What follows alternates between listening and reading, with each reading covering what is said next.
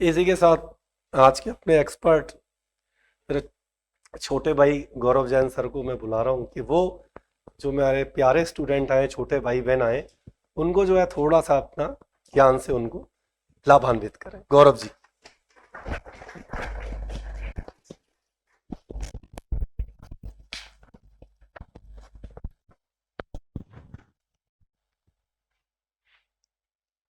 आप सभी को बहुत बहुत बधाइयाँ और शुभकामनाएं।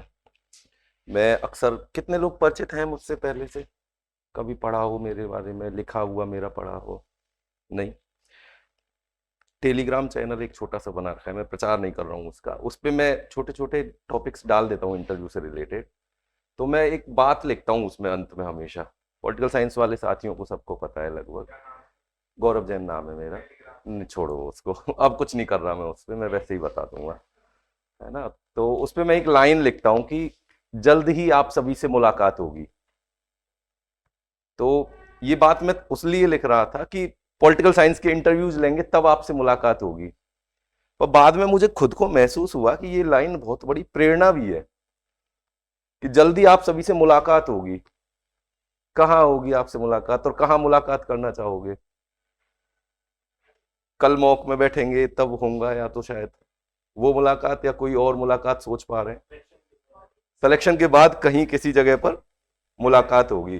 तो मैं सोचता था कि हाँ, अब मेरी एक इंटरव्यू की तैयारी का एक समय है और जल्दी मुलाकात। जिस आदमी के बारे में अपन पढ़ते रहते हैं, जैसे बेनीवाल सर के नोट्स, हम तो चलो परिचित बहुत हैं, और बहुत सारे लोग साहब सर से कभी मिले नहीं है, सर का फोन नंबर नहीं है, सर को कभी देखा नहीं है, नोट्स ही देखे हैं, वीडियो ही देखे।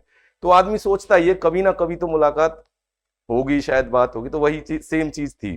तो मैं उसको एक प्रेरणा मानता था अपनी, है ना। मैं कोई रटा रटाया जमा जमाया भाषण जैसा तैयार करके तो आया नहीं हूँ। कुछ छोटे छोटे बातें जो मैं चलती बातों में भी सोच पा रहा था, वो मैं नोट कर रहा था कि जिन पे बात कर लेंगे, जिनसे कुछ बातें शायद नई निकल के आ जाएंगी, कुछ आपकी बातें स्पष्ट हो जाएंगी, उन पे चर्चा कर लेंगे, है ना। कितने लोगों को डर लग रहा है इंटरव्यू के नाम से कि फर्स्ट फेज में नहीं आना चाहिए? तो तो ये डर, चलो फर्स्ट फेज में नहीं, सेकंड फेज में आ जाएगा तो डर लग रहा है। इंटरव्यू के नाम पे डर लग रहा है। कब ये डर दूर हो जाएगा आपका, कोई बता सकता है? जिस दिन इंटरव्यू हो जाएगा। तो ऐसे डर के तो इंटरव्यू में नहीं जाओगे ना, काम चल जाएगा डर के। यहां आए, ठीक बात है, इससे कुछ चीजें कम होंगी, लेकिन अंतिम निर्णय, अंतिम समझदारी आपको खुद को ही, वही सर वाली बात कि पानी में तैरने के लिए तो आपको ही कूदना है। और कोई एक हम यहां से खूब बढ़िया रेडी करके भेजे, वहां जाके अचानक से फिर कोई समस्या आ गई, चार लोग जो और बैठे थे इंटरव्यू देने, उनमें से पता लगा एक ऑलरेडी आ रहे से फिर भी इंटरव्यू देने आया है। कोई यूनिवर्सिटी में कहीं गेस्ट फैकल्टी लगा हुआ है, कोई हम पढ़े थे हमारे डी कॉलेज से, वो भाई साहब डीयू से, जेएनयू से पीएचडी कर रहे हैं। तब डर शुरू हो जाएगा, यार इन 6 लोगों में असेसमेंट मेरा जब होगा तो मैं तो डीक साइड का हूं, तब क्या करोगे? तो एक चीज अपने मन में तय कर लो कि हमें डरना नहीं है, क्योंकि डर के खुद का ही नुकसान कर रहे हो आप ना। दूसरे का तो वो तो अपने आप आराम से, जेएनयू का है, वो वहां का है, वो वहां का है, वो तो अपना काम करेगा ही। आप डर के नुकसान खुद का कर रहे हो, कोई फायदा नहीं ले रहे। मैं एक छोटी सी घटना से बात को और आगे बढ़ाऊंगा। आरपीएससी का इंटरव्यू, पॉलिटिकल साइंस मेरा सब्जेक्ट है। मैं वैसे हिस्ट्री से भी 2 बार नेट जेआरएफ हूं, पर पॉलिटिकल साइंस से मैंने इंटरव्यू दिया था आरपीएससी का। इंटरव्यू के, कोई साथी गया है कभी आरपीएससी इंटरव्यू देने? पहले आप गए? इंटरव्यू की प्रोसेस से पहले डॉक्यूमेंट वेरिफिकेशन के लिए बैठाते हैं उस हॉल में जहां लाइब्रेरी है। वहां जाके मेरे डॉक्यूमेंट चेक हो रहे थे, और जो क्लर्क महोदय जो डॉक्यूमेंट चेक कर रहे थे, उनका कहना यह था, ये पॉलिटिकल साइंस के इंटरव्यू की बात है, कि आपका तो कैंडिडेचर ही कैंसिल होएगा। ठीक है, ये सारी उस दिन की ये घटना बहुत सारे लोगों को पता है जो उस दिन इंटरव्यू दे रहे थे। आप इंटरव्यू देने गए हो, आपने हिस्ट्री छोड़ के पॉलिटिकल साइंस में इंटरव्यू देने की तैयारी की है, और वहां आरपीएससी के अंदर आपसे यह कहा जा रहा है इंटरव्यू से 10 मिनट पहले कि आपका तो कैंडिडेचर ही कैंसिल होगा। सारी तैयारी हवा हो जाएगी, या अब क्या करोगे बताओ? कि बोले चलो घर। मैंने जैसे तैसे फोन लेके नहीं गया, मैं अंदर नीचे घर पे मेरी श्रीमती भी गई थी नीचे साथ में मेरे, तो आरपीएससी के बाहर ही बैठी थी, पता लग रहा है वो फोन पे वहां रो रही हैं। अब आप क्या करोगे उस स्थिति में कि इंटरव्यू दिला लो कैसे भी मेरा? भाई साहब क्यों दिलाएंगे आपका इंटरव्यू? आपका तो कैंडिडेचर ही कैंसिल हो रहा है। पर चीजें, उस कठिन परिस्थिति को, मैं इस घटना को ऐसे समझाना चाह रहा हूं कि उस कठिन परिस्थिति को भी मैंने उस टाइम एनालिसिस किया कि मैं गलत हूं या मैं सही हूं। मैं बता दूंगा उस घटना को कि क्यों बोला। 2 सब्जेक्ट में पीजी थी, पीजी का एडमिशन कब होना था ये उनके कंफ्यूजन हो गया था। फाइनली उन्होंने बोला कि आप इनको प्रोविजनली इंटरव्यू दिलाइए, और मेरा इंटरव्यू का रिजल्ट भी प्रोविजनली आया। बाद में मैंने डॉक्यूमेंट्स पहुंचाए और चीजें क्लियर हुई। आप सोच के देखो उस सिचुएशन में क्या हालत हो रही होगी आपकी।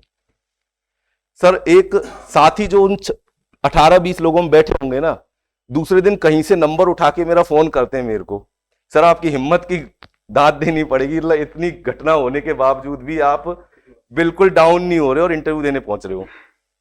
लेकिन इसकी वजह क्या रही होगी? हम में से बहुत सारे लोग सर जो बात कर रहे थे कि 4 साल 2004 से शुरू करके 2012 तक फेल हो रहे हैं, लगातार फेल हो रहे हैं, और फिर साहब अब क्या करें, हिम्मत नहीं है। हम में से बहुत सारे साथी होंगे ऐसे। तो ये आपकी कमजोरी है या आप इसको आप ताकत बना सकते हो? ये ताकत बन सकती है आपकी, है ना। मैंने एक स्टोरी लिखी हुई है मेरी, एक असफलताओं का घटना चक्र नाम से, कालक्रम के नाम से।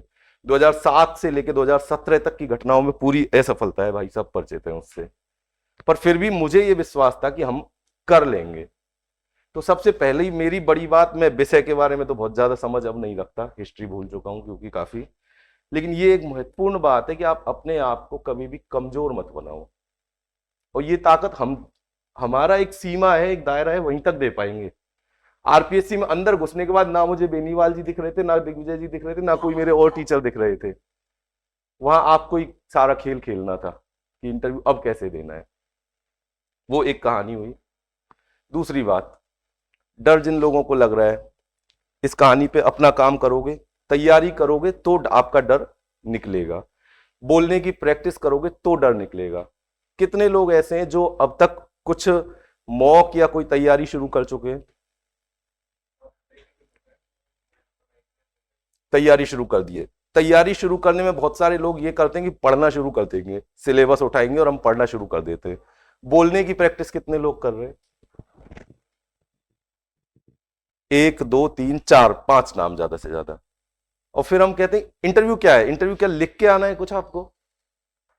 क्या पढ़ के जो रट लिया, दिमाग में भर लिया, वो ही सब कुछ है? सर आता तो बहुत है मुझे। वहां तो आप जज बताओगे कैसे कि बहुत आता है? वो तो बोल के ही करना है आपको सारा। कॉपी में तो आपके पास क्या है, कुछ गलत लिख दिया तो काट लोगे, लाइन दोबारा शुरू कर दोगे। वहां तो जो कुछ करना है सब बोलना ही बोलना है।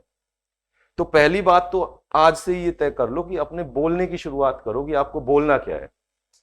हर प्रश्न पे, हर टॉपिक पे बोलने की सोचो।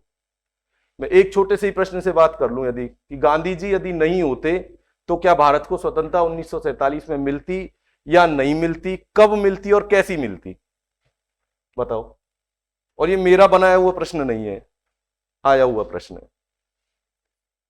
हाँ बोलो, अब बोलो। मैं नहीं बोलूंगा, इसका आंसर तो मुझे नहीं बोलना है, आपको ही बोलना है, क्योंकि हाँ जब वर्ल्ड वार 2 चल रहा था तो उसमें पहले ही बन चुकी थी भारत को आजादी दिलाने के लिए, क्योंकि एक औपनिवेशिक शासन जो अंग्रेजों चला रखा था उसको हैंडल करने के लिए उनके पास ना तो पावर था ना पैसा था। ऊपर से अमेरिका का दबाव था तो उनको फ्री किया गया। तब उन्होंने वो 1945 में एक जगह बोल रहा हूँ सर, वहाँ पे उन्होंने वो एक असाइनमेंट जो तैयार किया, उन्होंने ये किया कि उनको आजाद किया, धीरे-धीरे उन्होंने आजाद किया 1947। ठीक है। ये तो एक जो लोग आरपीएससी जाते हैं वो जानते हैं इतनी देर आपकी बात को सुनेगा नहीं, पहली बात तो। दूसरी बात, कितने लोगों को लगता है कि मेरा जो प्रश्न था ये उत्तर उसी दिशा में जा रहा है ना। मैं किसी को क्रिटिसाइज नहीं कर रहा हूं, आपकी किसी की आलोचना नहीं कर रहा हूं, ना ये कि आप में ये कमी दिखा रहा हूं, मैं ये दिखाना नहीं चाह रहा। हम सभी लोग सीख रहे हैं, हम सभी लोग। अब आपने बोलने की हिम्मत की, ये बहुत बड़ी बात है। बहुत सारे लोग तो बोलने की ही नहीं सोच पाएंगे। हाँ, आप बताएं क्या सोच सकते हैं।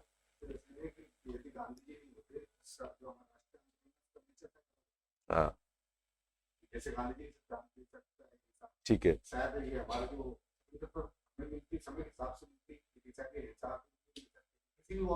प्रश्न सीधा इतना सा था केवल कि गांधी जी नहीं होते तो क्या आजादी मिलती और कैसी मिलती। तो ये तो तय बात है कि आजादी मिलती।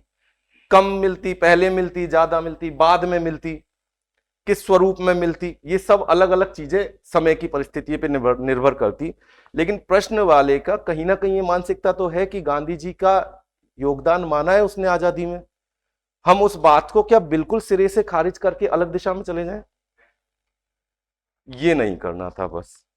वो फिर कहेगा दूसरी बात पे आपसे कि नहीं 45 में ही वो हो चुकी थी, अमेरिका कह चुका था, तो गांधी जी तो होते चाहे ना होते तो भी मिलती। तब आपकी बात थोड़ी सही ठहरती। लेकिन आप मूल प्रश्न से हटके दूसरे प्रश्न पे जा रहे थे, है ना। एक दूसरा ही प्रश्न और करें हम कि सिंधु घाटी सभ्यता के कौन से योगदान आज वर्तमान भारत में भी आप देखते हो, या किन चीजों पे आप देखते हो वर्तमान भारत में कि सिंधु घाटी सभ्यता निरंतरता में बनी हुई है।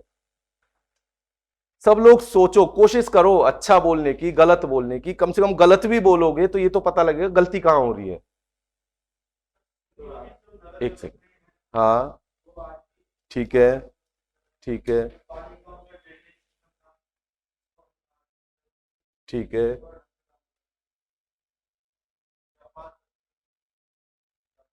ठीक है। तो बहुत सारी चीजें हमने सिंधु घाटी सभ्यता से ही, मतलब एक कंटिन्यूटी में हमने नगरीकरण को हम देख सकते हैं, हमारे स्थायी ढांचे देख सकते हैं, बड़ी संरचनाएं देख सकते हैं, सार्वजनिक स्थल देख सकते हैं ऐसी, या अनाज रखने के भंडार आज भी हम बनाए हुए हैं। आप सीधा हर हिस्ट्री की हर बात को कोशिश करो कि उसको आप वर्तमान तक भी जोड़ के ला सको। केवल एक किताबी कीड़ा जैसा एक टीचर क्या चाहता है, बच्चे का इंटरेस्ट क्यों बना रहे सब्जेक्ट में। हाँ बताएं। सांस्कृतिक दृष्टिकोण से अपन देखें, जैसे स्वास्थ्य का पूजा, माता पूजा, तो हो गए सांस्कृतिक। दूसरा नगरीय पहलू से देखें, जो नगरीय दृष्टिकोण था। ठीक है, ठीक है, आपका आंसर भी सही है। कोई कमी लग रही है आंसर में? उनके आंसर में भी कोई कमी नहीं है। तैयारी क्या है आंसर की? ये आदमी भी तैयार है, वो भी गलत नहीं है। तैयारी क्या हो सकती है, या जो हम धीरे धीरे अपने आप को परिमार्जित कर सकते हैं। उन्होंने सीधा अपना उत्तर शुरू कर दिया और 2-3 फैक्ट बताए कि साहब इनमें देख सकते हैं। इनका आंसर व्यवस्थित हो गया कंपैरेटिवली। सर यदि सांस्कृतिक क्षेत्र में बात करूं तो ये, सर धार्मिक क्षेत्र में बात करूं तो ये, सर नगरीकरण के क्षेत्र में बात करूं तो ये, सर सामाजिक क्षेत्र में बात करूं तो ये। इससे असर क्या आएगा इंटरव्यू वाले पे? उस आदमी का आंसर सही है लेकिन इंप्रेसिव, कि ये आदमी चीजों को वर्गीकृत कर पा रहा है। अब जब भी चीजों को पढ़ रहे हो तो कोशिश करो कि उसको पता है सिंधु घाटी सभ्यता आपने बहुत अच्छे से पढ़ी है, सब कुछ जानते हो आप उसके बारे में, पर प्रेजेंट कैसे कर रहे हो।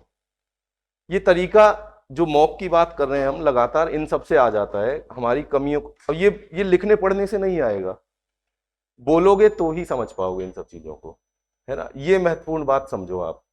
एक और बात यदि हम करें, गांधी जी और सुभाष चंद्र बोस में किसे बेहतर मानते हो? इस तरह के प्रश्न भी लगातार बने रहते हैं। अकबर महाराणा प्रताप का तो ये पैट क्वेश्चन है कि किसे बेहतर मानते हो। गांधी जी और सुभाष चंद्र बोस में किसे बेहतर मानोगे? बैलेंस पे ही बात करोगे। देखो सबसे पहली तो एक बात ये कह सकते हैं हम कि सर दो व्यक्तित्वों की तुलना के यदि आधार समान हो आपके पास, तब तो आप बेहतर या कमजोर का निर्णय कर सकते हो।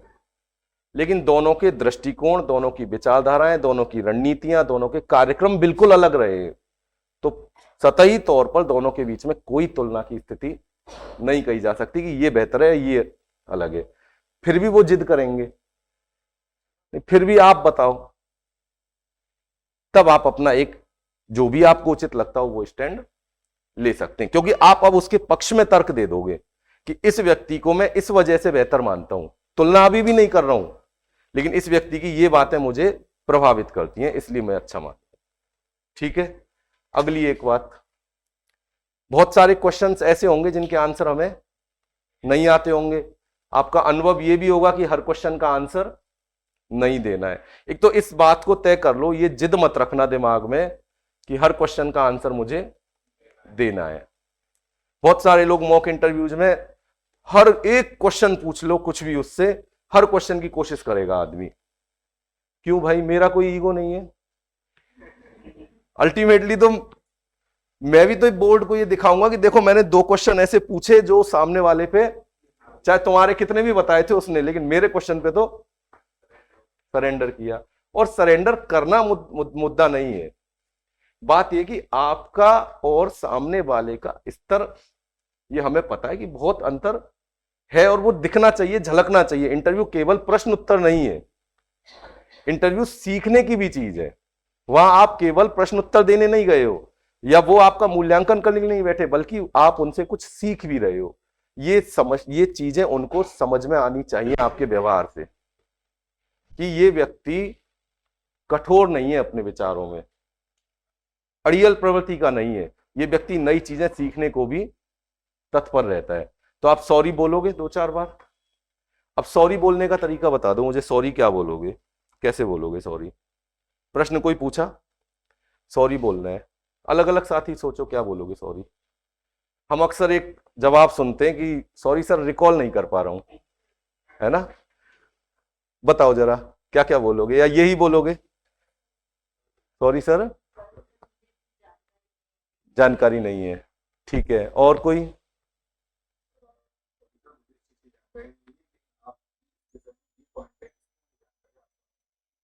ठीक है, और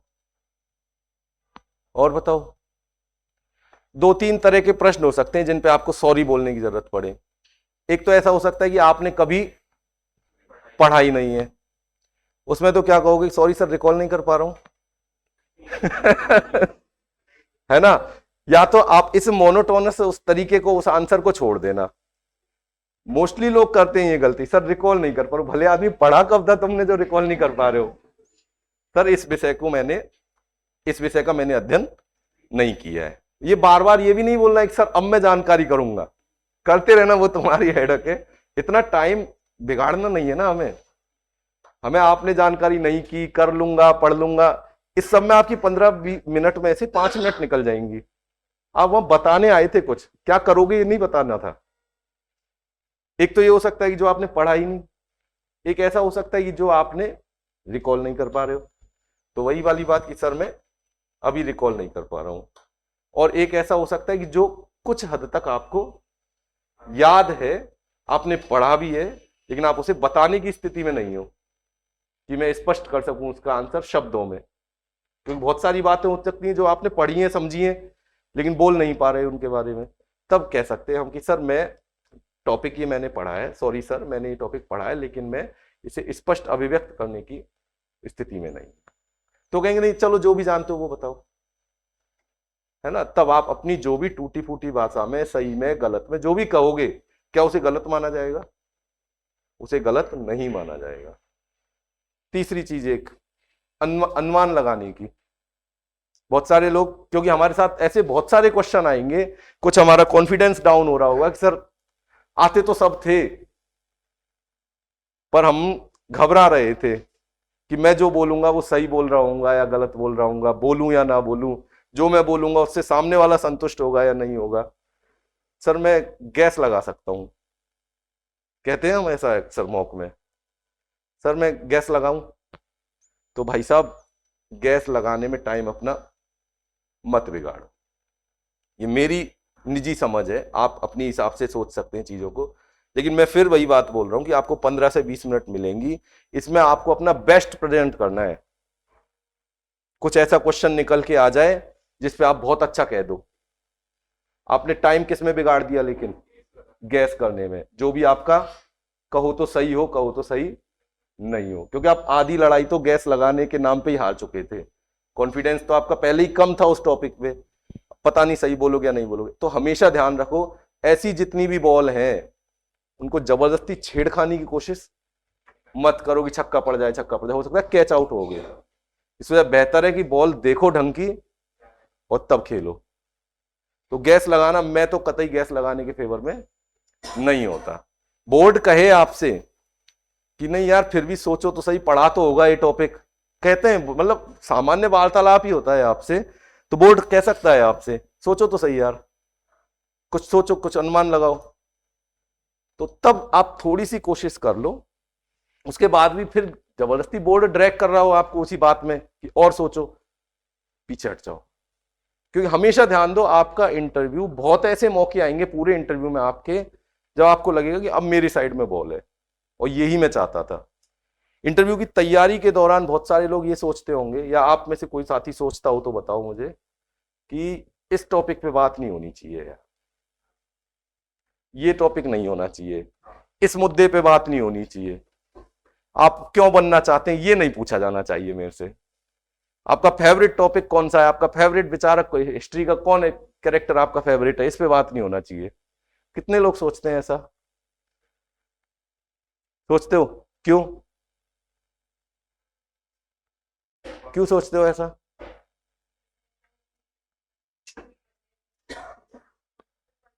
प्रेजेंट नहीं कर पाओगे, तो अभी तो तैयारी कर रहे हो, अभी से क्यों सोचते हो ऐसा? डर से तो निकलना ही है ना बाहर आपको। देखो, इंटरव्यू हमेशा बचने की चीज नहीं है। हम जब तैयारी कर रहे थे तो मैंने एक हॉबी लिखी थी आरएएस के इंटरव्यू में, कैलाश खेर के गाने सुनना, और मेरी पूर्व धारणा ये थी कि इन बड़े बुजुर्ग लोगों में से तो कैलाश खेर के बारे में तो किसी ने नाम उसका सुना नहीं होगा, और अपन आराम से अपनी गाड़ी हॉबी वाले टॉपिक पे फ्री हो जाएंगे कि इनमें से कोई नहीं जानता होगा। और एक सज्जन उस बोर्ड में, जो अपने आप में, मतलब पूरे इंटरव्यू में आपको ऐसा लगता है ना कि वो यार ये आदमी बहुत परेशान कर रहा है, वही सज्जन कैलाश खेर को जानता था। और इंटरव्यू की मैं तैयारी भी करके गया थोड़ी बहुत कैलाश खेर के बारे में, कि इनका एक वो गाना है अल्लाह के बंदे हंस दे, वो सुना दूंगा, कि वो मेरे को सब प्रेरणा देता है, अच्छा लगता है, ये है वो है। पर उसने दिशा ही बदल दी इंटरव्यू की। सूफी धर्म के बारे में बताओ, ये कैसे पता लगता है कैलाश खेर सूफी गाता है? दो गाने तुम्हारे सामने, ये कैसे बताओगे सूफी है ये? आप सोच ही नहीं रहे थे कि यहां कोई जानता भी होगा। तो मुझे किसी सज्जन ने समझाया कि इंटरव्यू ये है कि आप चाहो कि हां इस पे बात करो मुझसे, हमेशा इस चीज के साथ तैयारी करो अपनी, कि मेरे से बात होनी चाहिए उस मुद्दे पे, उस मुद्दे को मैं सामने लाऊं। हर आदमी का अपना एक स्ट्रॉन्ग पॉइंट होता है। सर, लेफ्ट विंग और राइट विंग की बात करें तो उसमें यदि कोई राइट विंग चल रही है, कोई लेफ्ट विंग का हो, तो फिर वो क्या करे? देखो, लेफ्ट विंग का हो, उनकी अपनी समझ है, वो आपसे तर्क वितर्क तो करेगा नहीं। पहली बात तो आपने अपना दृष्टिकोण, आप ना तो लेफ्ट विंग की तरफ झुकाव रखोगे अपना बातों में, ना आप राइट विंग की तरफ अपना झुकाव रखोगे, आप तो संतुलित ही रखोगे अपने आप को। फिर सर ज्यादा लेफ्ट विंग की ओर इस मुद्दे पे आते हैं अपन, है ना। या तो हो सकता है कि वो आपको ऐसा लग रहा है कि वो सामने वाला संतुष्ट नहीं हो रहा मेरी बातों से, समकालीन मुद्दे पूछ लिया और मैं तो मैंने कह दिया मैंने मान लिया कि वो सामने वाला आपको ऐसा लग रहा है संतुष्ट नहीं हो रहा मेरी बातों से। या कई बार ऐसा होता है कि एक क्वेश्चन उसने पूछा, मैंने आंसर किया, क्रॉस क्वेश्चन आ गया, फिर आंसर किया, फिर क्रॉस क्वेश्चन आ गया, हो सकता है 4-5 बार क्रॉस क्वेश्चनिंग हो गई हो। अब आपको भी पता है कि मैं इतना विद्वान तो हूं नहीं कि हर क्वेश्चन पे रिप्लाई कर दूं और सामने वाले को चुप कर लूं। तब क्या करोगे? पीछे कैसे हटोगे? अब आप एक अपना स्टैंड भी ले चुके हो, तो अब आप इतनी बातों के बाद ये कह दो हाँ सर बिल्कुल आप जो कह रहे हैं वही सही है, तो भले आदमी आप इतनी देर से कौन से तर्क दे रहे थे, क्या पढ़ के आए थे, वो भी आपका एक नेगेटिव साइड है। तब कैसे पीछे हटोगे? ये आपकी बात का ही आंसर दे रहा हूं मैं। सर, इस मुद्दे पर जितना मैंने समझा है या जितना मैंने अब तक पढ़ा है, मेरी एक सीमित समझ है, उसी के हिसाब से मैंने अपना उत्तर दिया है। तो मैंने आपकी बात को भी गलत नहीं ठहराया, और मैंने ये भी स्वीकार कर लिया कि सर अब मेरी प्राण छोड़ो, मेरी तो इसमें इतनी ही समझ है, मैं विद्वान आपके बराबर नहीं हूं। ठीक है, तो आप पीछे निकल जाओगे उस बात से। अगली एक बात, बहुत सारे लोग ऐसे होंगे जिनका बैकग्राउंड टीचिंग बैकग्राउंड नहीं होगा। टीचिंग बैकग्राउंड से मेरा मतलब कि आप में से अधिकांश लोग या तो टीचर होंगे अभी, या तैयारी ही कर रहे होंगे। बहुत सारे लोग ऐसे भी होंगे जिनका बैकग्राउंड कोई और दूसरी जॉब है क्या कोई ऐसे? 1-2? क्या कहोगे, क्यों आना चाहते हो टीचिंग में?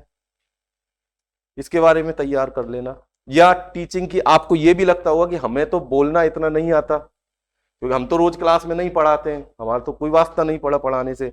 तो आपके लिए मेरी एक सलाह है कि अपने घर के 4 5 10 बच्चे लेके बैठ जाओ, जो भी हो, 1 बच्चा 2 बच्चा 5 बच्चे, और उनको एनसीईआरटी की किताबें पढ़ा लो, बोलना सीख जाओ। क्योंकि सीधा अब हम सोचेंगे हम प्रैक्टिस से बोल लेंगे, हम तैयार कर लिया, इतना हमारा इंटरव्यू कॉल हो गया इसलिए बोल लेंगे, हम नहीं बोल पाओगे। ठीक है ना, ये जरूर कर लेना आप साथी। कुछ लोग जो स्कूल में टीचर हैं वो लोग क्या कर पाते हैं, वो तो अपना किताब खोलते हैं और पढ़ाते हैं ऐसे ही, उसी को समझा लेते हैं। आप बच्चों को उस टॉपिक पे जो एनसीईआरटी किताबें स्कूल में चल रही हैं उन टॉपिक पे और डेप्थ में बताओ, आपका बच्चा सुन लेगा आपसे।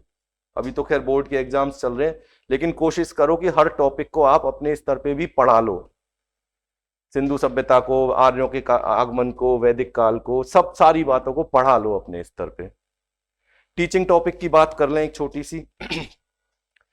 बहुत सारे लोग ये तय करके बैठे हैं कि हम एक टॉपिक अपना तैयार करके जाएंगे और उस पर पढ़ा के आ जाएंगे। कितने लोगों को लगता है कि ये काम करेगा ये तरीका, कि आपने जो टॉपिक उठाया और वो पढ़ा लिया और बात खत्म हुई, तैयार करके गए थे।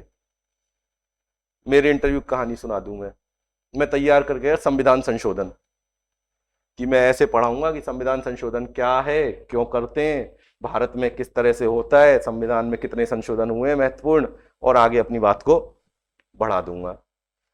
मैं बोर्ड तक गया, मैंने 4 बातें लिखी इतनी कि आज हम इस टॉपिक पढ़ेंगे संविधान संशोधन, और उन्होंने कहा आ जाओ वापस, ये तो तुम तैयार करके आए होगे, अब आपके पास अगला क्या है इसके बाद। बोले वो बताओ कि कौन कौन से संविधान में और संशोधन होने चाहिए। तो एक तो ये था कि चलो शायद इस पे मैं कुछ सोच पाऊं। तो जो भी टॉपिक पढ़ाने के लिए जा रहे हो, पहली बात तो ये, उससे रिलेटेड जितने क्वेश्चन सोच सकते हो वो सब सोच लेना। मैं हमारे पॉलिटिकल साइंस में तो महत्वपूर्ण जो टॉपिक्स होते थे उनके क्वेश्चंस भी लिखता था कि इंटरव्यू से, मतलब बोर्ड टीचिंग से रिलेटेड क्या क्या क्वेश्चंस हो सकते हैं।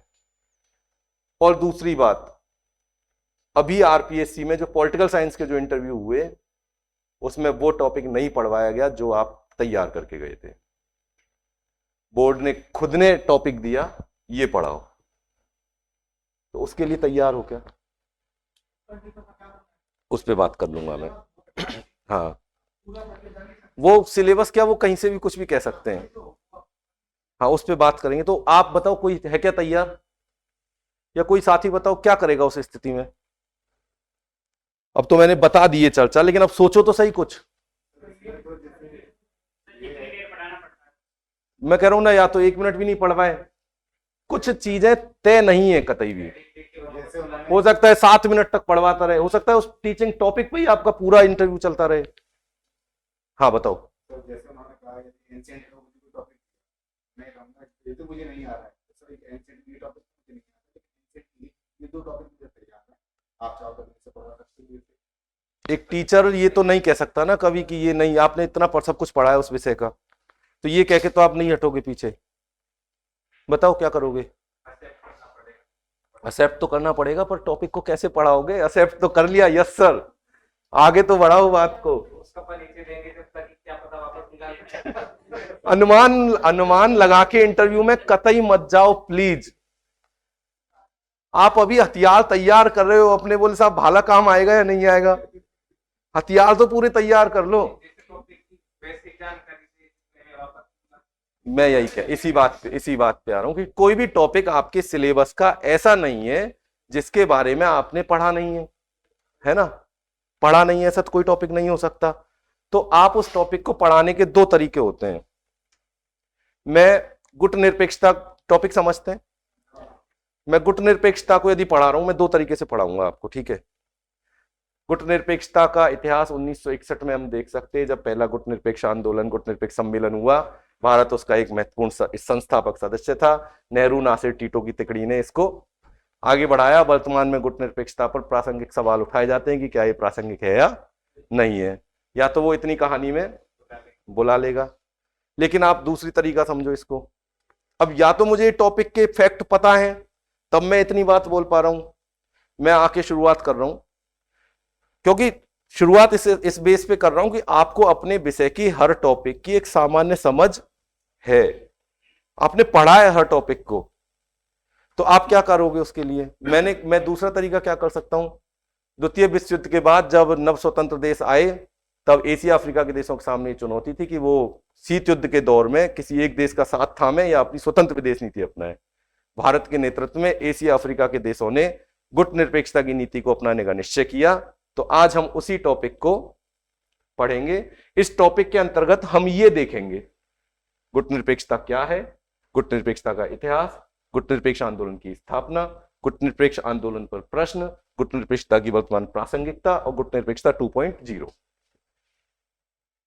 इनमें से शायद यहां की बातों की मुझे जानकारी अभी बताने की स्थिति में शायद मैं नहीं हूं, लेकिन मुझे सामने वाले को सामने मैंने क्या दिखा दिया कि इस टॉपिक को यदि मैं पढ़ाऊंगा तो मैं इन बिंदुओं पे बात करूंगा।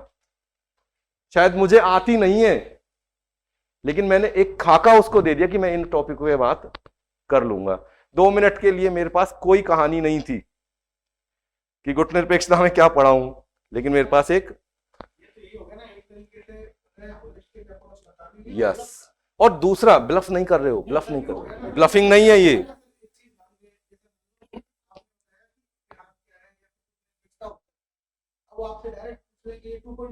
हाँ, मैं इतनी अंदर इस बीच में मैं इतना रिकॉल तो कर रहा हूं, मैं अपने माइंड को इतना एक्टिव तो रख रहा हूं कि जिन जिन पॉइंट्स को लिख रहा हूं मैं उनके बारे में यदि मुझसे पूछेगा तो मैं बता पाऊंगा।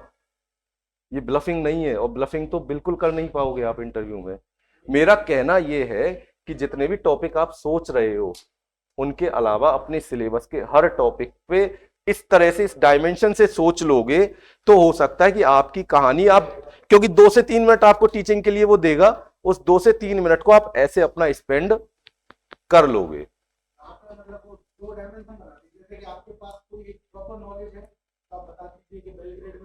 यस, हाँ,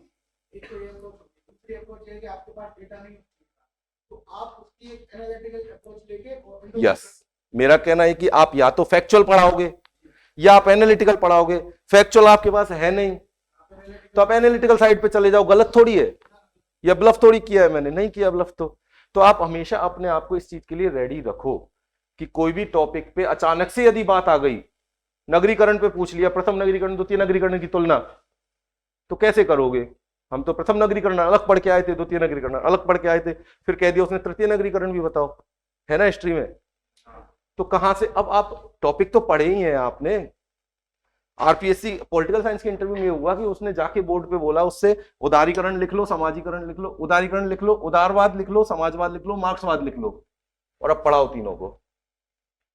उस स्थिति के लिए तैयार कहने की बात कर रहा हूं मैं, उसके लिए रेडी होने का। अच्छी बात है यदि आपका ही टॉपिक आ जाए तो बहुत ही अच्छी बात है।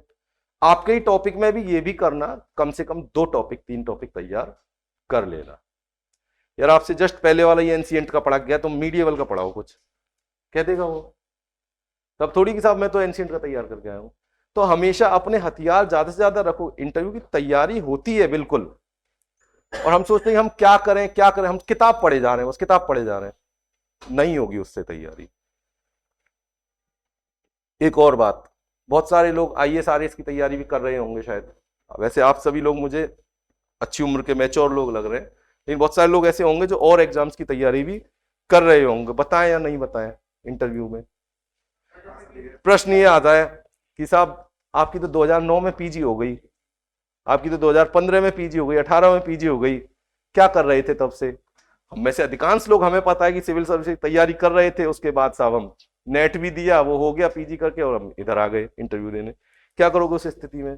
बीएड की हुई है बहुत सारे लोगों ने, प्रश्न रहता है सर बीएड के बारे में जिक्र ही ना करें तो ठीक है, फालतू में एनईपी पूछ लेगा या फालतू में स्कूल एजुकेशन पे पूछ लेगा।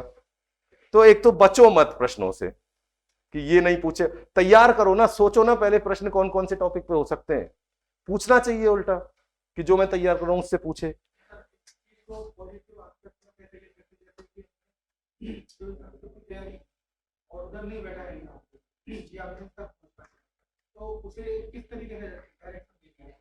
मैं बताऊं अब कैसे। मेरे खुद के इंटरव्यू में यही हुआ। मेरी 2005 में ग्रेजुएशन थी, 2015 में पीजी थी, और 2017 में मैं इंटरव्यू दे रहा था हिस्ट्री का, ये पॉलिटिकल साइंस का। मेरा यही प्रश्न, क्या कर रहे थे तब से?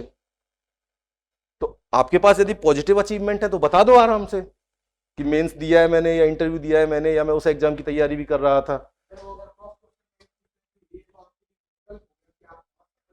सुनो मेरी बात, विकल्प नहीं हुआ। देखो, पहली बात तो वो आपको काटने के लिए नहीं बैठे हैं।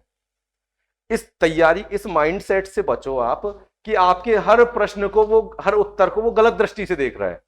नहीं, मैं एक सामान्य समझ की बात कर रहा हूं।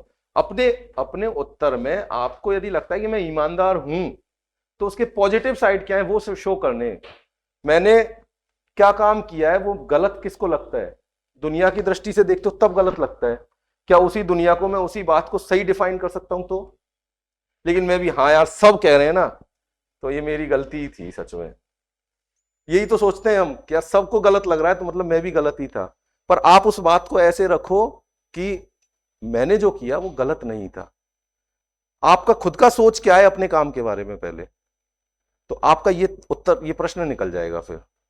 तो जो भी बात, जैसे मैंने फिर कहा कि सर हाँ मैंने इंटरव्यू दिए हैं, ऐसे ऐसे ये मेंस दिया है, वो किया है, तो कहीं सेलेक्ट नहीं हुए क्या? हाँ सर नहीं हो पाया। क्या दिक्कत रही? सर ये दिक्कत रही। आरएएस भी दिया क्या? हाँ सर दिया। कहीं सिलेक्शन नहीं हुआ? सर नहीं हुआ।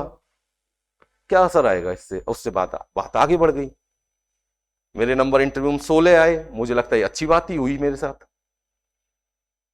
क्योंकि इसका पॉजिटिव साइड भी तो सोचो कि सामने वाला अपने आप में केवल एक वो 4 गोले काले करके आने वाला आदमी नहीं है, एक लंबा अनुभव रखता है जो बेहतर है औरों के बजाय। इसका आपके साथ पॉजिटिव साइड भी हो सकती है।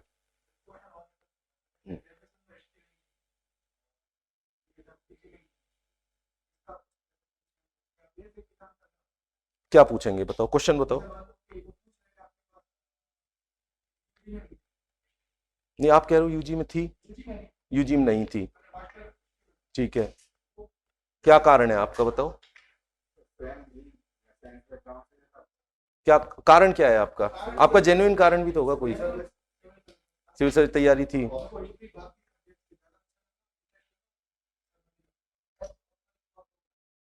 सर 10वीं क्लास तक मैंने हिस्ट्री को पढ़ा था। मुझे अपने आप में एक रोचक विषय पहले भी लगता था। मेरी परिस्थितियों में मैंने साइंस विषय को चुना क्योंकि मेरी बहुत अच्छी परसेंटेज थी। आईआईटी और नीट के लिए मतलब मैं तैयारी करना चाह रहा था। उसके बाद जब मैं वहाँ सफल नहीं हुआ तो मैंने प्रशासन में आने की सोची। प्रशासन में मुझे सिविल सर्विस, क्योंकि मेरा हिस्ट्री में इंटरेस्ट रहा था, तो मैंने उसी विषय से वहाँ तैयारी की और साथ में एमए भी कर लिया और मेरा और इंटरेस्ट आगे बढ़ता गया। इनके कोई सेट जमे जमाए आंसर नहीं है, कोई ऐसे आंसर नहीं है कि यही बेस्ट है, कि ये आंसर से तो वो संतुष्ट हो जाएगा सामने वाला, ऐसा कुछ नहीं है ना। और अगली बात, किन किन बातों पे बात करें? जो अभी इन मुद्दों पे चर्चा चल रही थी कि क्या नहीं करना चाहिए, इसकी बात कर लूं मैं। बोर्ड की बात को सीधे कतई मत काटना। बहुत सारे लोग नहीं सर, उनका आंसर का शुरुआत ही इस मुद्दे शब्द से होती है। नहीं सर की गुंजाइश तो कतई नहीं। मतलब उसने यदि कहा है तो उसके कुछ, उसने कहीं पढ़ा होगा, कुछ उसके तथ्य होंगे उसके पास। हो सकता है उन तथ्यों में सही गलत कुछ भी हो, लेकिन सामने वाले की बात जो है वो ठीक है, उसका उचित सम्मान है। मेरी समझ ये है, तो अब सीधे सीधे बात को नहीं काटें कतई भी। दूसरी बात जो हम बात कर रहे थे कि बहस में ना उलझे, लगातार बहस ना करते रहें। लगातार उत्तर पे उत्तर, उत्तर पे उत्तर, उत्तर पे उत्तर, वो तर्क दिए जा रहा है, आप तर्क दिए जा रहे हो, और आप, हमको पता नहीं लगता इंटरव्यू के दौरान कि हम तर्क करने लग गए थे। बहुत बार होती है ऐसी स्थिति। मैं 2017 से इंटरव्यू ले रहा हूं, मॉक इंटरव्यूज, तो हमें बहुत बार पता नहीं लगता कि हम कर क्या रहे हैं ये, और उस सज्जन को भी भान नहीं होता इस बात का कि मैं बहस कर रहा था। तो आप उस स्थिति में केवल 2 प्रश्नों को उत्तर देके और पीछे हट जाएं, जो तरीका मैंने बताया था कि हमें कहां पीछे हटना है। सहमति असहमति की बात कर ली। विवादित बातों से बचो हमेशा, उन पे अपना एक स्पष्ट दृष्टिकोण, जैसे औरंगजेब की धार्मिक नीति, सामने वाला क्या कह रहा है, या गांधी जी के बिना, गांधी जी के बारे में वो खुद आपको प्रॉम्प्ट करेगा इस तरह से कि आप बोलो कुछ गलत। उनसे बचो हमेशा, बात करने से, उन मुद्दों से हमेशा बचो, ठीक है। एक और बात, आपसे अक्सर ऐसा पूछा जाता है, क्या पढ़कर आए हो? क्या कहोगे? आप बताओ कोई, क्या पढ़कर आए हो? इंटरव्यू के लिए बैठे हो मान लो, और आपसे ये पूछा जा रहा है कि क्या पढ़कर आए हो, क्या कहोगे? हाँ, ओ भाई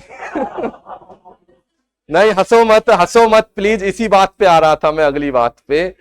इस प्रश्न को पूछने का उसका क्या उद्देश्य सोचते हो आप? एक मिनट, एक मिनट, एक मिनट, एक मिनट। इस प्रश्न को पूछने का, जब उसने ये पूछा आपसे कि क्या पढ़कर आए हो, तो क्या उद्देश्य रहा होगा? बिल्कुल ठीक है, ठीक है,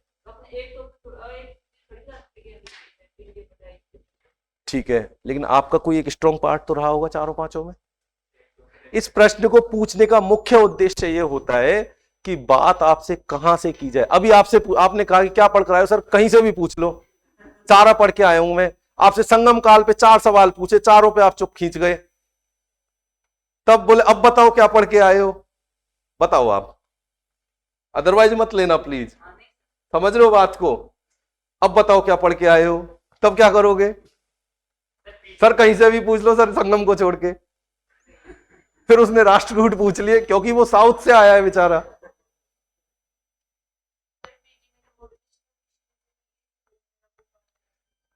देखो हमेशा ध्यान दो इस बात पे, आप अपना कोई भी, सर मैं यूं तो मैंने पूरे सिलेबस को थोड़ा थोड़ा कोशिश की है पढ़ने की। अपने आप को ये मत कहो कि सर सब कुछ पढ़ा है, सब कुछ हमने नहीं पढ़ा है। हम पूरी जिंदगी भी नहीं पढ़ पाएंगे सब कुछ, लेकिन हम अपने शब्दों में ये शो कर देते हैं कि साहब हमने सब कुछ पढ़ा है। सिलेबस में से बहुत कम पढ़ा है हमने।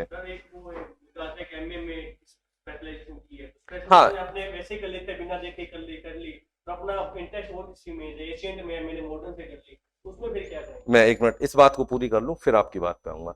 तो हमेशा इंटरव्यू को अपनी दिशा में मोड़ो, ये स्किल समझो आप। मैं इस बात पे जोर देना चाह रहा हूं कि इस स्किल को समझो कि आपसे ये पूछा जाए क्या पढ़ के आए हो, सर विषय को थोड़ा थोड़ा देखने की कोशिश की है, लेकिन ताजा तरीन मैंने ये पढ़ा है।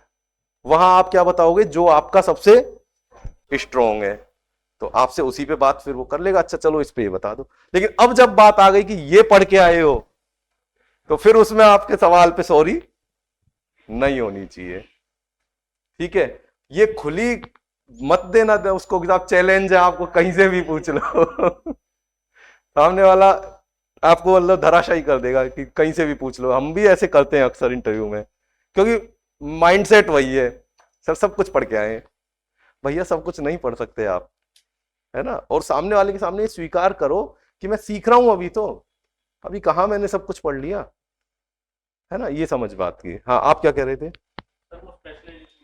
स्पेशलाइजेशन आपका कोई एक सब्जेक्ट पे रहा है और आपका, मेरा एशियन में है या वर्ल्ड में है, ठीक है, और आपका इंटरेस्ट कोई दूसरा है। हाँ तो यही बात बोलो, सर मेरा एमए में जब मैंने पढ़ा तब मेरे स्पेशलाइजेशन सब्जेक्ट ये रहे थे, लेकिन मूलतः मेरा ये सब्जेक्ट या ये पार्ट मेरा अच्छा तैयार है, या मैं इसमें ज्यादा रुचि रखता हूं।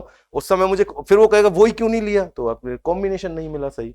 तो मैंने इसमें मेरी रुचि है, इसको मैंने अलग से भी पढ़ा है, और वो मेरे स्पेशलाइजेशन की तरह भी मैंने तीनों पेपर तैयार किए हैं। फिर एक और क्वेश्चन, क्या पढ़ के आए हो, में क्या पढ़ा है आपने? तो बहुत सारे लोग हमारे, मैं सर की प्रशंसा करता हूं इस बात के लिए, इंटरव्यू देते हुए ये कहते थे कि सर सामने ही बैठे हैं बोर्ड में, सर के नोट्स पढ़े हैं।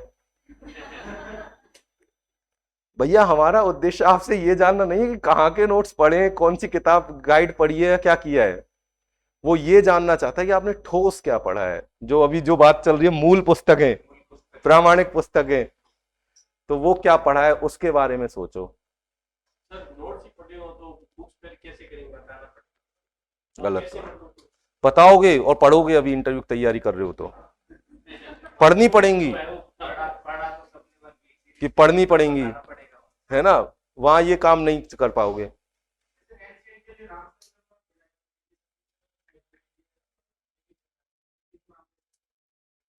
हाँ कह सकते हो,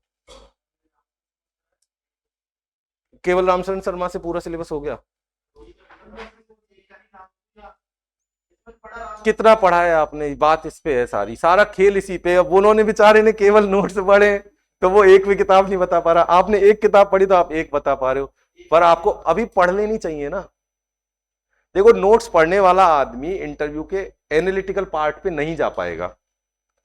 आपने ऑब्जेक्टिव टाइप पेपर पढ़ लिए, बहुत अच्छी बात है, कर लिया सारा रट के और आ गया आपका, लेकिन एनालिटिकल पार्ट पे जैसे एक क्वेश्चन यूपीएससी के मेंस का मुझे पुराना याद आ रहा है, नेहरू और कर्जन की तुलना पूछ ली, सोच पाए हो कभी कि नेहरू और कर्जन में कोई तुलना के बिंदु भी हो सकते हैं? सर उसके लिए यूपीएससी के लिए कोई क्लास देखें क्या? किताब पढ़ो, किताब पढ़ोगे तो विचार आएंगे, और बोलो ज्यादा से ज्यादा, बोलो ज्यादा से ज्यादा। सोचो नेहरू और कर्जन की तुलना, क्या सोच सकते हो? पूछ सकता है सामने वाला, हो सकता है उसने पेपर ही बनाया हो जो बैठा है वहां पे। सर नेहरू और कर्जन में समानता ये थी कि उन्होंने जो वर्तमान परिस्थिति थी उस समय समकालीन, उसके हिसाब से उन्होंने कार्य किया। ठीक है। उन्होंने जो प्रशासन में या जो कार्य डाक विभाग का कार्य किया कर्जन ने, या कोई रेल विभाग का कार्य किया, ऐसे जो कार्य किए जो देश के लिए अच्छे साबित हुए, ऐसे जवाहरलाल नेहरू ने कार्य किए जो जैसे इसरो या कोई ठीक है, आधुनिकीकरण पे दोनों का जोर रहा। तुलना शब्द जब मैं बोलता हूं या कोई भी आपसे जब कहता है ना तुलना, चाहे लिखित में प्रश्न में हो चाहे बोलने में हो, तुलना केवल अंतर नहीं होते, ये हमेशा ध्यान रखना। जब भी आपसे कहे ना कि इन दोनों की तुलना कर सकते हो क्या, तो तुलना में उनके समानता के बिंदु भी बताना और उनकी भिन्नताएं भी बताना कि इन बिंदुओं पर इनके बीच में भिन्नताएं भी हैं, ये हमेशा ध्यान रखना इस बात का। ठीक है, गैस ना करें, इस बात पे मैंने बात कर ली। एमए के पेपर जरूर अपने तैयार याद रखना, कौन कौन से थे आपके, सर ने भी बात की थी उस मुद्दे पर कि एमए के पेपर कौन कौन से हैं। हमने सब ने की हुई है एमए, लेकिन 4 पेपर 5 पेपर कोई नहीं बता पाता है कौन कौन से थे जल्दी से।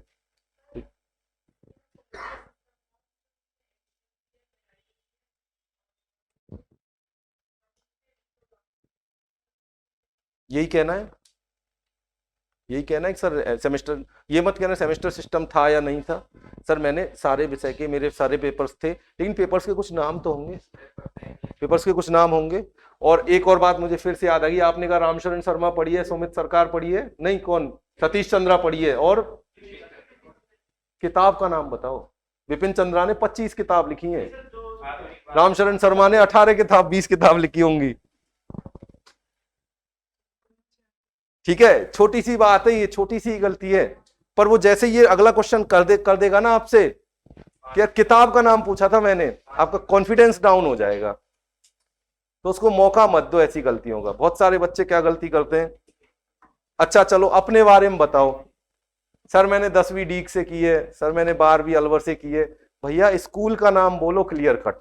आरपीएससी, अक्सर आरपीएससी में मेरा अनुभव है ये कि वो ऐसे पूछते हैं आपसे और वो हाईलाइट करते हैं इस बात को, फिर कहेंगे स्कूल तो कौन सा था, तो आपको लगे यार हाँ स्कूल ही बताना था। और ये छोटी छोटी सी शुरुआत के जो वो होते हैं ना स्टार्टर टाइप के, उससे इंप्रेशन बन जाता है आपका। इन गलतियों को मत, तैयारी का फायदा यही है, बात करने का हमारा आपका साथ जुड़ने का फायदा यही है कि हम ऐसी चीजों को ध्यान दे पाते हैं, गलतियां ना हो हमारी। क्योंकि सब्जेक्ट की नॉलेज सबको खूब है, आप सभी लोग खूब पढ़ के आए हो, खूब तैयार करे हो सब कुछ, लेकिन वहां बोलने में गलतियां ना हो, ये महत्वपूर्ण बात होती है ना। नॉन टीचिंग लोगों से बात कर ली। एक कुछ बातों पे अब बात मत करना प्लीज। आप 2 लोग बात कर रहे थे, मैं सुन रहा था तब नहीं बोला मैं, जो बात की फाइनल कट ऑफ क्या होगी, क्या रह सकती है। हम सभी साथी बात कर चुके इस मुद्दे पर, वैसे मुझे मेरे पास कुछ नया है नहीं कहने का, लेकिन अब प्लीज, क्योंकि आदमी ना इतना, एक वो कहते हैं ना कि इतना धूर्त किस्म का इंसान है कि अपने घर वालों को भी सही बात नहीं बताता पूरी, तो वह सोशल मीडिया पे कैसे बता देगा कि मेरे कितने नंबर हैं। जिसके 140-45 होंगे ना, वो 125 बता के ही चल रहा होगा कहो तो, या वो बता ही नहीं रहा होगा। और जिसके कम होंगे, वो भाई साहब जो बात कर रहे थे दोस्त ढूंढने उसे, वो अपने बढ़ा चढ़ा के कर रहा होगा। हाँ कुछ कह रहे हो? ऐसे बहुत से लोग मिलेंगे, अगर आप नंबर हो, जो नंबर बहुत बता रहे हैं, वो कहीं दिखेंगे। यस, स्कूल लेक्चरर में तो ये कंडीशन थी, जब वो नंबर बताते थे तो घबराहट होती थी। और जब लिस्ट आई तो वो 184 सीटें थी 2014-15 की, वो 184 में नजर नहीं आएगा। ये आप, ये सर कह रहे हैं ये इनसे आप ऊपर उठो, कितनी कटो, लेकिन ये क्या ऐसी चीजें मैं ग्रुप में जुड़ा हुआ सर, तो रोज चर्चा चलती हैं चर्चाएं, यस।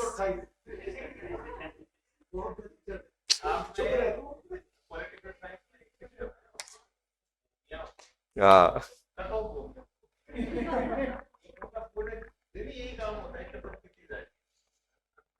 और कट ऑफ का अनुमान कोई नहीं लगा सकता, सच बात ये है। आप कतई कोशिश मत करो। आप कुछ कह रहे थे?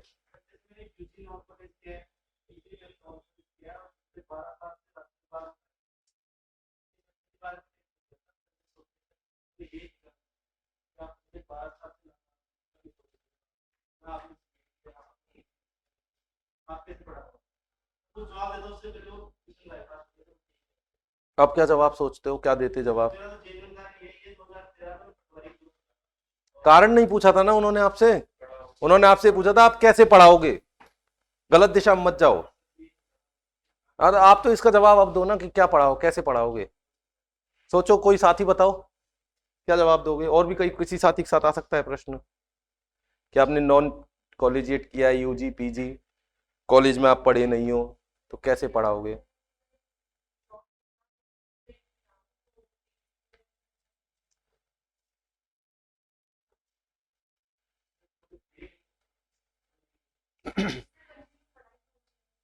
सर पढ़ाना एक अपने आप में एक ऐसी चीज है कि जो मेरी नॉलेज से आती है ना।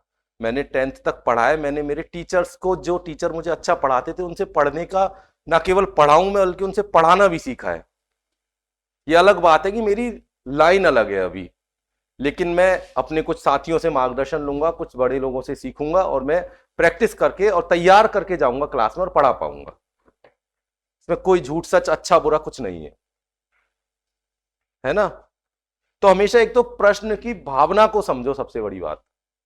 हमारे साथ सबसे बड़ी दिक्कत ये होती है कि हम पूछ कुछ रहे हैं और जा गलत दिशा में, सामने वाले का कतई इंटरेस्ट नहीं रहता आपकी बात में। फिर कि आप क्या बोल रहे हो। हाँ, जैसे मैंने तो 4 साल इंस्टीट्यूट रन किया, कोचिंग चलाई, कोचिंग का उल्लेख करना नहीं है। इंस्टीट्यूट मत कहो, मत कहो। अरे एक बार जो रिजल्ट आया था तब हम चित्तौड़ में था, अभी मैं जयपुर में हूँ, तो चित्तौड़ का भी पढ़ना पड़ेगा कि उस टाइम जब रिजल्ट आया था। तो आप आपसे यही कहेगा ना कि अब आप कहाँ हो, वही बताओगे। और डिस्ट्रिक्ट पे बहुत ज्यादा लंबे चौड़े सवाल नहीं होते चित्तौड़ के बारे में, छोटी छोटी बातें तो आप आज भी जानते होगे। 2-4 बातें तो मैं चित्तौड़ केवल एक बार गया हूं तो भी जानता हूं, आप तो रहे हो वहां पे। इतना ही तैयार करना है, अपनी विषय को मेनली तैयार करो। एक और बात, बहुत सारे साथी ऐसे होंगे जो वही कट ऑफ के भय में जी रहे होंगे कि इस बार तो हमारा, हम तो कट ऑफ पे ही हैं, तो तैयारी करें या नहीं करें। तो मैं उन साथियों को ये जरूर सलाह दूंगा कि तैयारी जरूर करो और मन से इंटरव्यू दो। सीखने में बहुत कुछ सीखोगे, क्योंकि इससे अगली बार जब सही तरीके से इंटरव्यू देने जाओगे तो ये तो नहीं रहेगा आरपीएससी का भय, खेले हुए खिलाड़ी बन के जाओगे कम से कम। तो इसको गंभीरता से इस बार के अवसर को भी लो कि हाँ, हमें इंटरव्यू तो तरीके से ही देना है। आरपीएससी के बारे में जो सर बात कर रहे थे, आरपीएससी के बारे में, बोर्ड मेंबर्स के बारे में पहले से कोई धारणा बना के मत जाओ। फलाजी अभी साहब वो है, उनके बोर्ड में बहुत कम इंटरव्यू नंबर दे रहे हैं वो, ऐसा कुछ नहीं है। हो सकता है आपको बहुत अच्छे मिल जाए, क्योंकि सर जो बात कहते 2 नंबर वाला सबकी चर्च जवान पे है, लेकिन वो सामने नहीं आ पाती कि जिसको 60 भी मिले इंटरव्यू में आ रहे हैं इसमें 100 में से। लेकिन वो जिसको 35 मिले, 28 मिले, 22 मिले, वो सबको पता है यार, उन्होंने तो 22 ही दिए हैं सबको। तो उन चर्चाओं पे, उन चीजों पे काम करो जो आपके हाथ में है।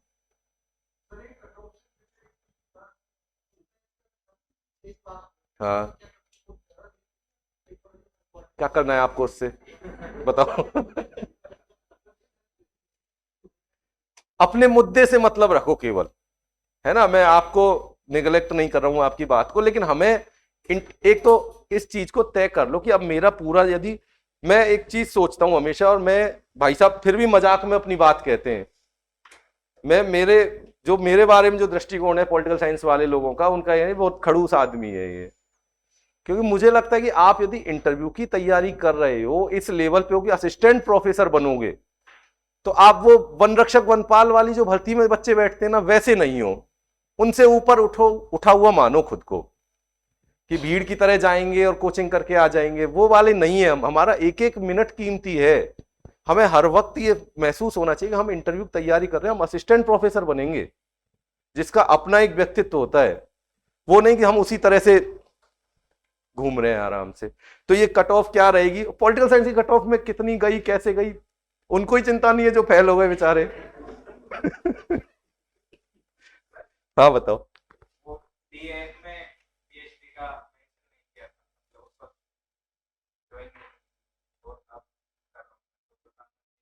हाँ, पीएचडी पे बात करते हैं एक बार थोड़ी सी।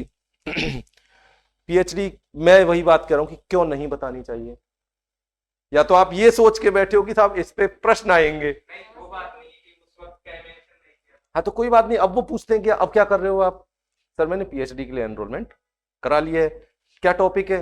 तो जो भी टॉपिक है उस पर बात कर लो। पीएचडी के बारे में भी वही, बहुत सारे लोग साहब कर चुके हैं। कितने लोग कर चुके हैं? चल रही है, टॉपिक तैयार डिसाइड हो चुका है, उसकी सिनॉप्सिस हाइपोथेसिस वो सब तय हो चुकी हैं। प्राइमरी सोर्सेज, सेकेंडरी सोर्सेज नहीं वो पता है कि कौन से सोर्सेज का सहारा लोगे, हाइपोथेसिस क्या है उसकी, रिसर्च मेथोडोलॉजी क्या रहेगी। इन पे सब पे थोड़ा थोड़ा काम कर लो, है ना। इन पे सब पे काम किससे पूछा जा रहा है?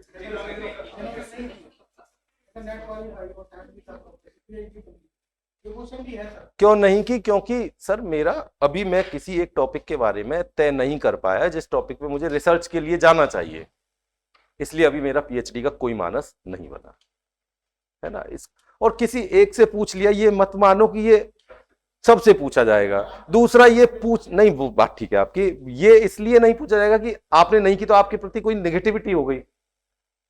मैंने कोटा ओपन से पीजी किया था, 2005 में ग्रेजुएशन करके 2015 में पीजी किया और 17-18 में इंटरव्यू दे रहा था।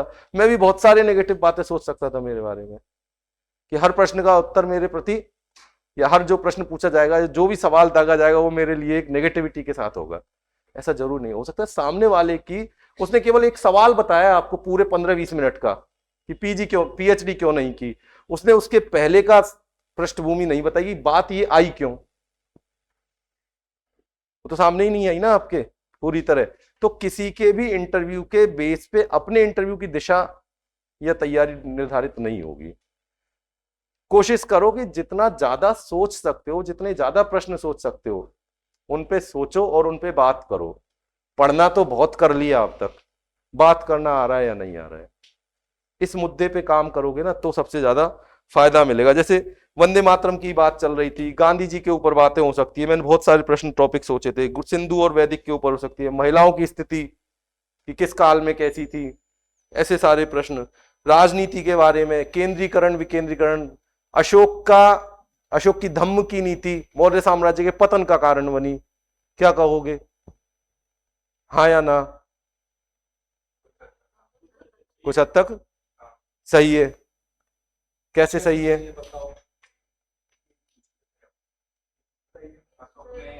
बताने दो और बताओ, और लोग बताओ ना, बोलो आप सब लोग पढ़े तो हो सब। पढ़ा तो सबने।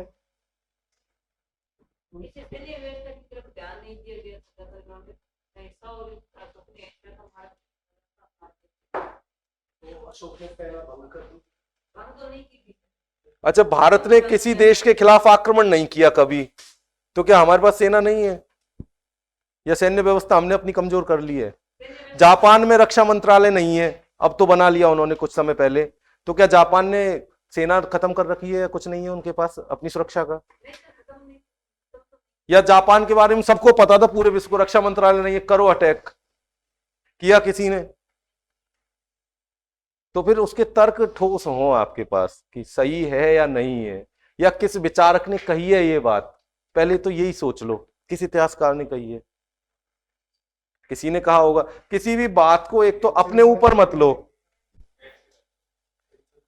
एक तो अपने ऊपर मत लो किसी भी बात को इंटरव्यू में कि हाँ सही है।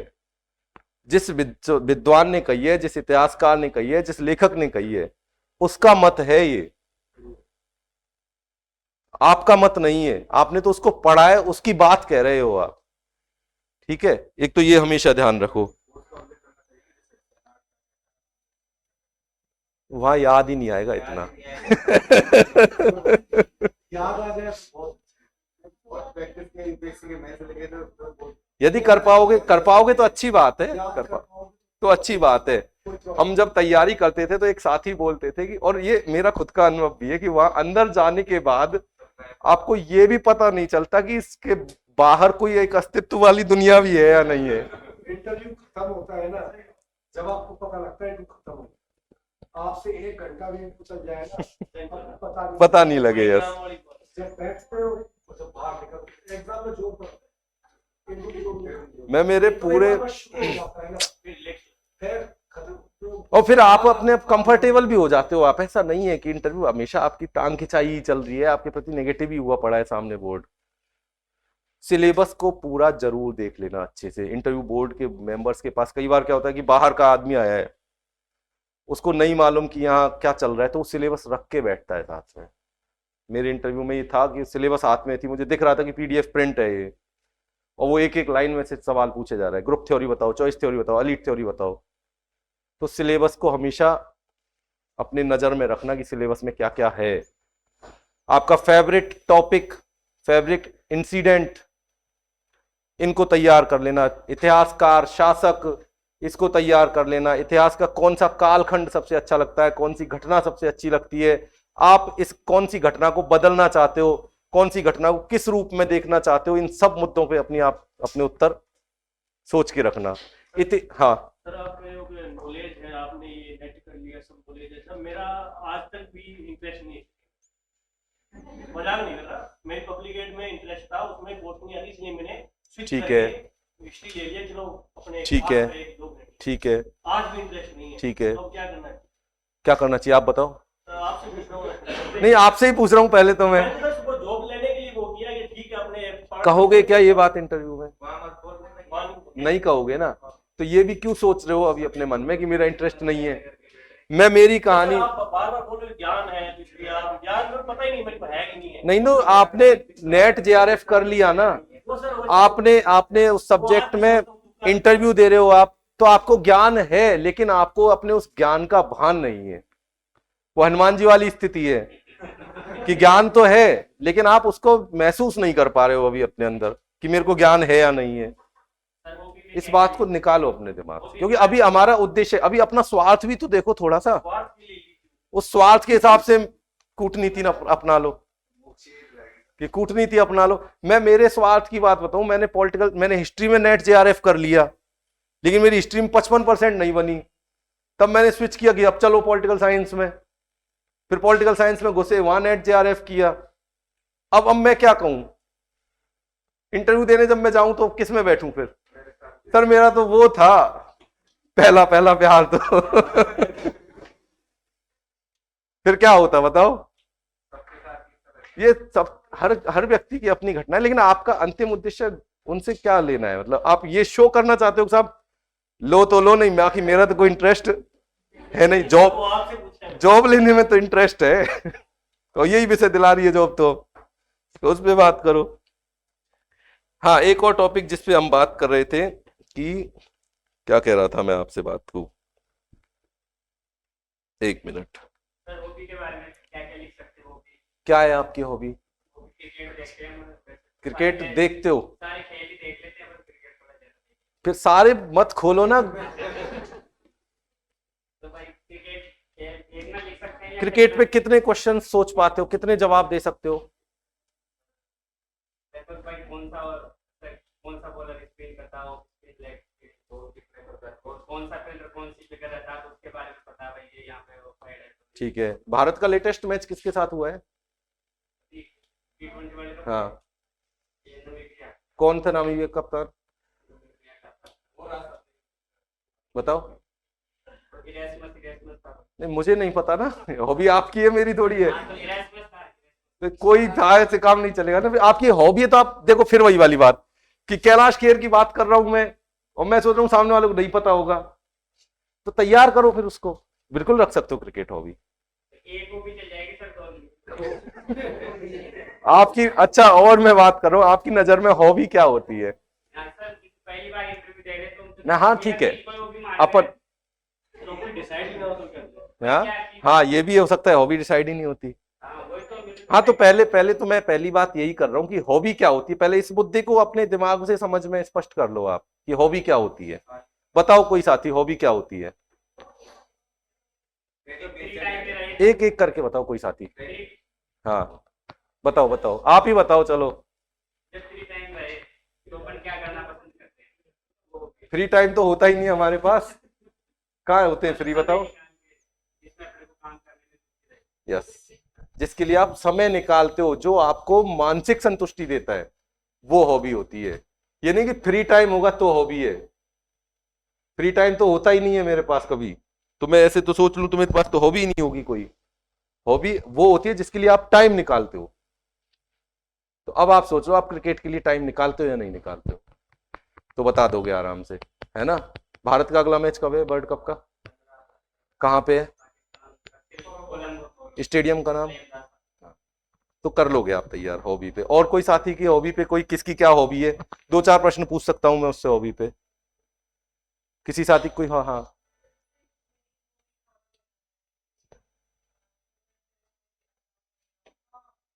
अचार में सिरका क्यों डालते हैं?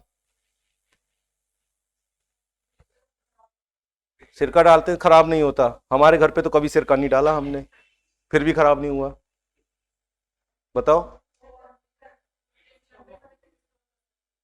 नहीं मैं यही तो कह रहा हूं, हमारे घर पे तो हमने कभी नहीं डाला सिरका, मैं तो जानते नहीं सिरका क्या होता है, पर नहीं हुआ खराब कभी भी। नींबू के अचार में भी डालते हो क्या सिरका?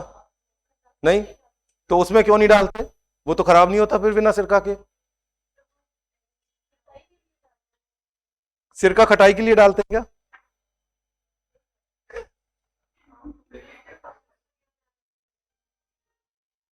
तैयार करो अच्छे से। और क्या क्या बना लेते हो?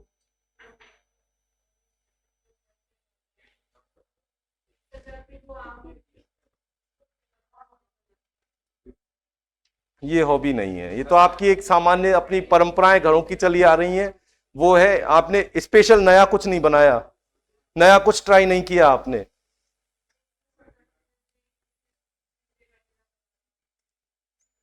हॉबी तो नहीं है ये आपकी। गाने सुनना, हाँ फिर उसमें तय करो, बहुत सारे हो सकते हैं। क्यों सुनते हो, सबसे पहली बात तो किसके गाने सुनते हो? इतिहास में बताओ कौन बड़े गायककार हुए हैं, मध्यकाल में कौन कौन हुए हैं? और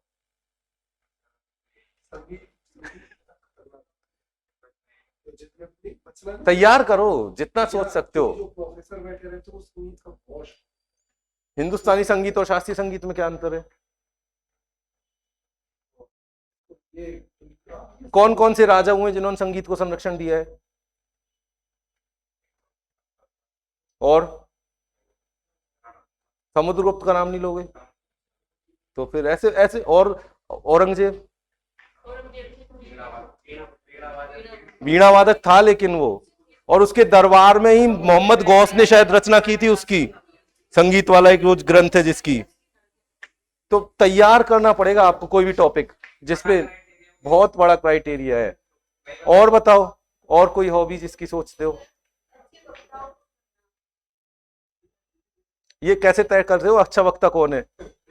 सुन लोगे पूरा तब पता लगेगा अच्छा है कि बुरा है तो ये हॉबी नहीं हो सकती। कुमार विश्वास का नाम तो मत लेना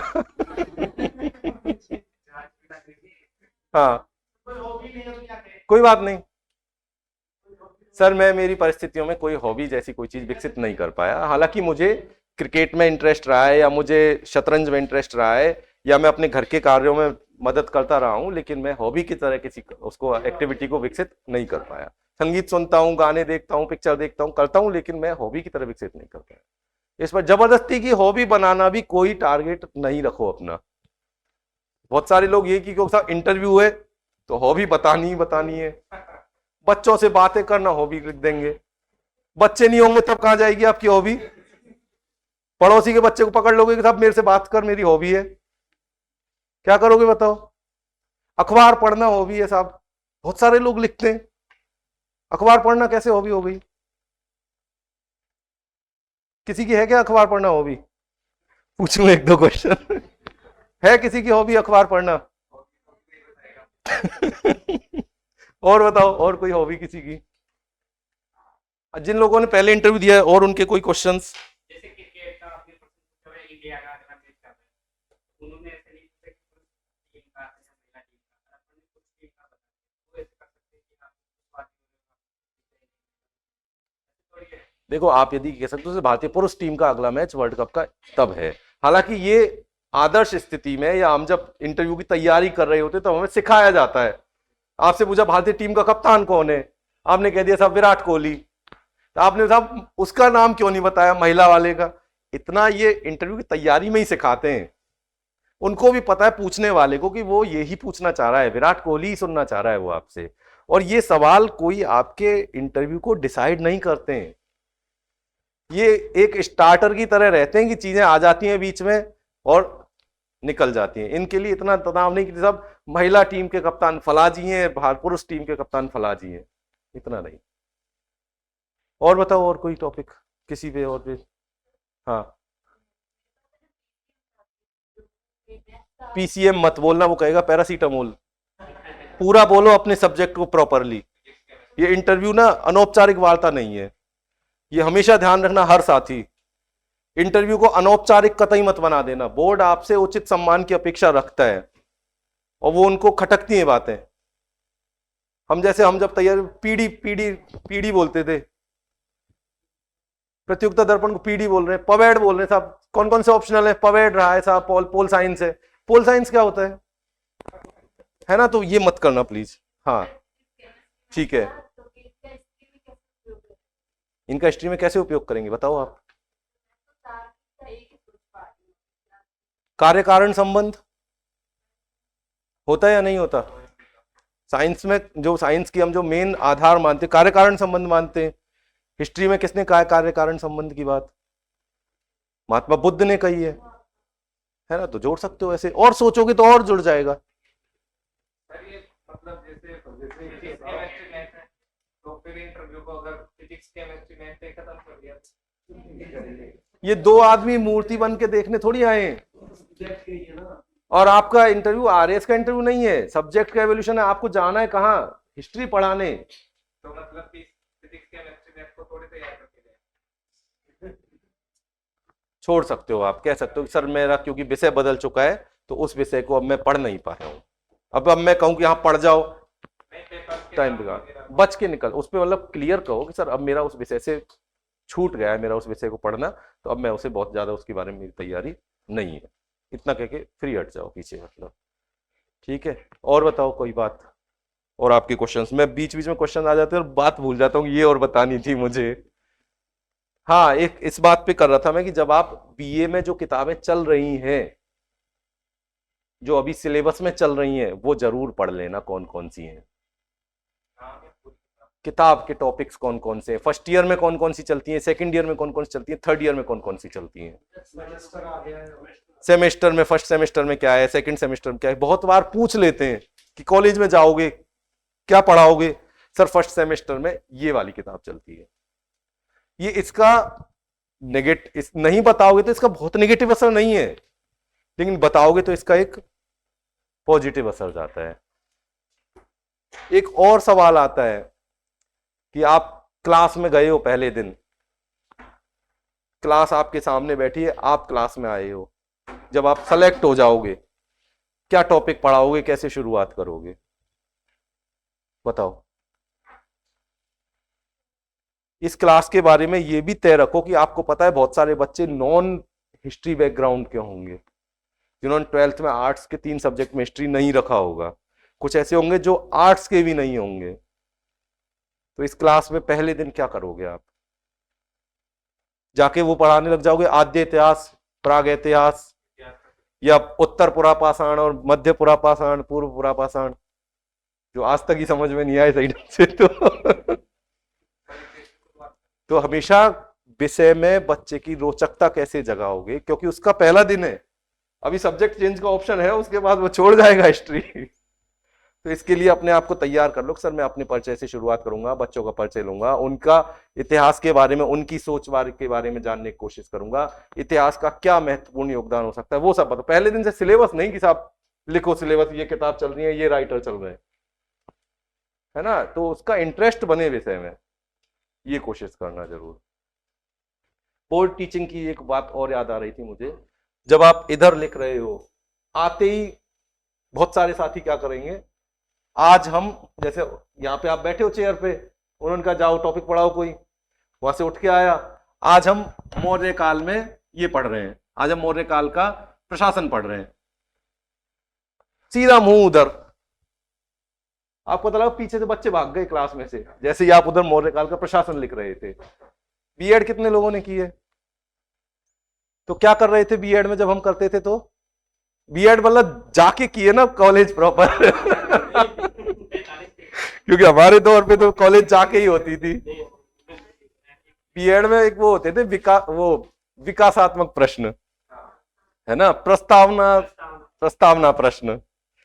तो क्लास में जाते क्यों पढ़ेगा वो आपके मौर्य काल प्रशासन को? नहीं पढ़ रहा वो तो, है ना। तो ये ध्यान रखो इस बात का, पहले आप जाके टॉपिक का एक इंट्रोडक्शन तो दो, बच्चे से नजर तो मिलाओ। आप उधर गए ना तो उसकी नजर वो भाग जाएगा छोड़ के, उसका विषय में आपके बोर्ड को देखने में इंटरेस्ट आना चाहिए। क्यों लेगा वो आपके बोर्ड में इंटरेस्ट? हम उसकी एक पृष्ठभूमि बता दें, बच्चे से कुछ सुन ले, बोल ले, तब वो। तो आज हम इस टॉपिक पे बात करेंगे, सीधा ये नहीं कि जाए और यहीं से देख लो बोल भाई सब क्या पढ़ाएंगे हम। हाँ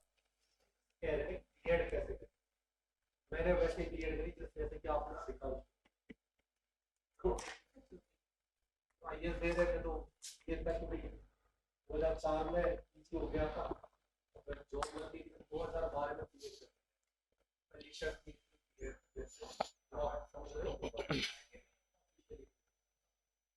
तो बीएड कभी अनुभव रहा नहीं, स्कूल लेक्चरर में चयन हो गया, स्थिति क्या थी मैं आपको बताऊं। प्रिंसिपल मुझे लेके आए, 12th के बच्चे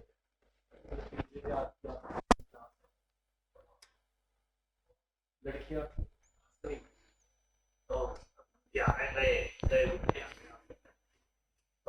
में क्या है, मजाक का कंजर, आप जो है जो नहीं है तो भी भूल के आओगे तो पता चलेगा। राजस्थान के किसी भी क्षेत्र से ज्यादा जो है बहुत मजा बच्चियां थी।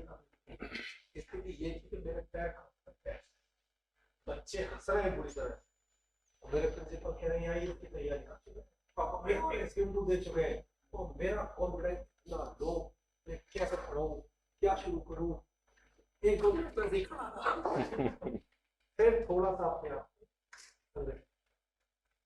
फिर पढ़ाना शुरू किया। तो जो मैं कहना चाह रहा हूँ ये तैयारियां बहुत इंपॉर्टेंट होती है कि आप पहले बोर्ड में प्रैक्टिस करें, वहाँ टांग खाप जाएगी, हाथ कांपने लग जाते हैं अगर आपने प्रैक्टिस नहीं करी ना। तो प्रैक्टिस ऐसे कर 2-4 लोगों को बैठा, ये मेरा खुद का अनुभव है, मैं इतना पढ़ लिया, मेरे सामने वाले फिर में 2-4 मिनट ऐसा बिल्कुल हो गया ब्लॉक, मैं क्या पढ़ा कैसे फिर आ गया। ये अनुभव जो है ना जो आपको लेना पड़ा है हर तरह। हाँ, और कोई सवाल हो आपका? नहीं तो फिर बात को पूरी करें। ठीक है, डेट आ गई है आपके इंटरव्यू की? संभव नहीं है। एनसीईआरटी तो पढ़ सकते हैं, एनसीईआरटी पढ़ लीजिए, एनसीईआरटी पढ़ लीजिए। चैट जीपीटी यूज करते हैं, चैट जीपीटी यूज करना सीख लीजिए, 2 मिनट का काम है, 5 मिनट में कोई बता देगा। उस पर जो बड़ी महत्वपूर्ण जो सर बता रहे हैं मूल पुस्तकें, ऐसी हर पार्ट की, एंशिएंट की, मीडिएवल की, मॉडर्न की, एक एक किताब के बारे में उसमें कह दीजिए कि इसका क्रक्स बता दो। इतना कर सकते हो इन दिनों में। इसके अलावा एक काम और कर लो कि बीए में जो किताबें थी उनके टॉपिक्स देख लो, तो ये ना रहेगा कि आपके पास एक थोड़ा सा एक अपना कॉन्फिडेंस होगा कि हाँ मैंने किताबों के बारे में सोचा समझा देखा तो है किताबों को। आप उसका पब्लिशर नहीं बता पाओगे, उससे कोई बहुत बड़ा फर्क नहीं पड़ेगा कि भूल गया होगा, नहीं बता पा रहा होगा, लेकिन किताब का कंटेंट क्या है इतना कम से कम बता पाओ। बहुत बार ऐसा हुआ है, लोग जैसे अब आरपीएससी में तो शायद नहीं आते, वो लोग इंटरव्यू में बैठे और रोमिला थापर सामने बैठी हैं,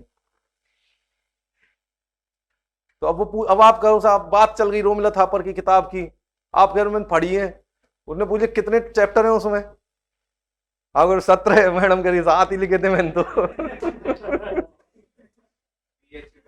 तो जो 3 किताबें के बारे में यदि आप बताओ भी तो इतना कुछ आइडिया तो रहे कि उसका पहला चैप्टर कौन सा है, अंतिम चैप्टर कौन सा है।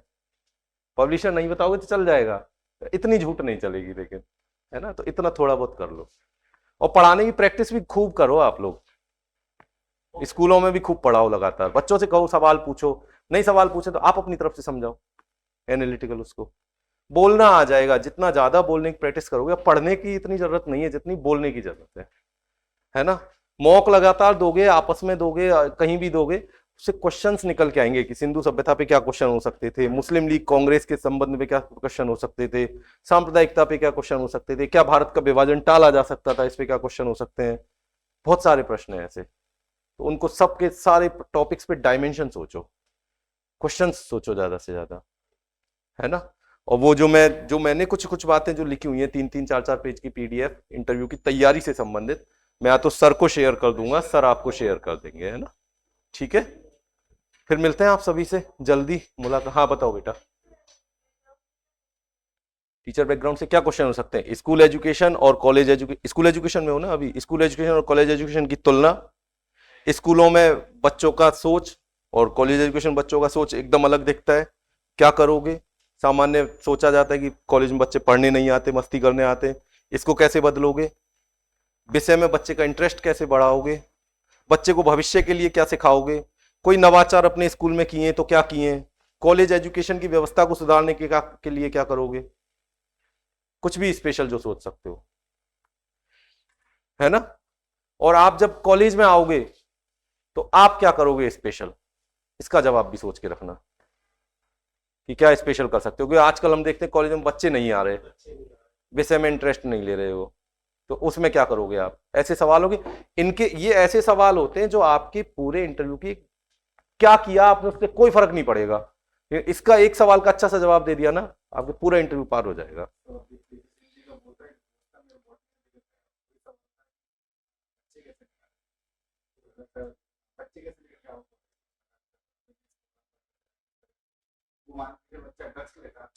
बच्चा क्या करता है?